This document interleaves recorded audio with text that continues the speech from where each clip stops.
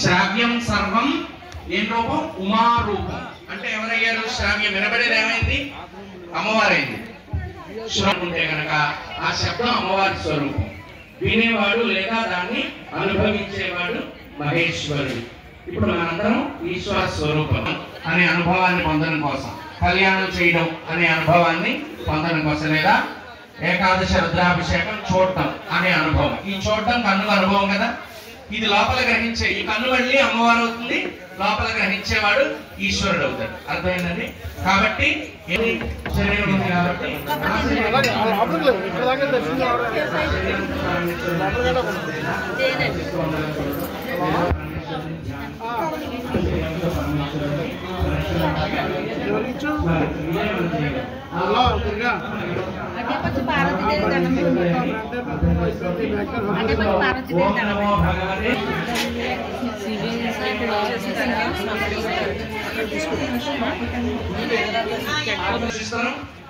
ఈశ్వరుడు దేవాలయంలో ఉంటే పరమేశ్వరుడే, దేవాలయంలో ఉంటే ఈశ్వరుడు అయ్యాడు. గోవుకు పూజ చేసినప్పుడు గోవు అయ్యాడు. అసలు ఏమీ లేవు, సృష్టి ఏది లేదు, సూర్యచంద్రులు గ్రహ నక్షత్రాదులు లేదు.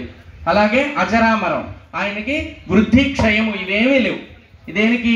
సృష్టికి పూర్వం ఉన్న పరమేశ్వరుడికి. ఆయన నిర్గుణ పరబ్రహ్మము.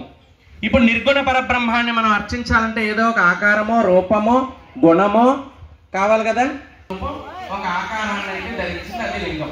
లింగం కూడా ఆకారం మాత్రమే, దానికి చెవులు కాళ్ళు ముక్కు చేతులు ఏమీ లేవు. ఇప్పుడు ఏమైతే నిర్గుణ పరబ్రహ్మం సగుణ పరబ్రహ్మం అయింది, కొత్త గుణం వచ్చింది. దీని తర్వాత మూడో రూపం ఏంటంటే సగుణ సాకార పరబ్రహ్మం అనండి. సగుణ సాకార పరబ్రహ్మం. సగుణం అనేది ఆకారంతో పరమేశ్వరుని మనం ఇవాళ చేయాలి. చక్కగా ఇక్కడ ఉండడమే పుణ్యం, అంతే, వేరే దేవాలయంలో ఉండడమే పుణ్యం. ఏం చేస్తామో తర్వాత ఇక్కడ ఉండడం, ఈ శబ్దాలు వినడం, శబ్దం అమ్మవారు, వినేవాడు లోపల ఉన్న పరమేశ్వరుడు. కాబట్టి చక్కగా భక్తి శ్రద్ధలతో సాయంత్రం వరకు కళ్యాణం అయ్యే వరకు కూడా మనసులో పరమేశ్వరుడు శ్రద్ధగా నమస్కారం. నేను శివ సంకల్పమస్తు అన్నా, మీరందరూ కూడా హృదయం చేసుకుని శివ సంకల్పమస్తు అన్నారు. ఏమన్నది? శివ సంకల్పమస్తు. అందరూ శివ సంకల్పమస్తు.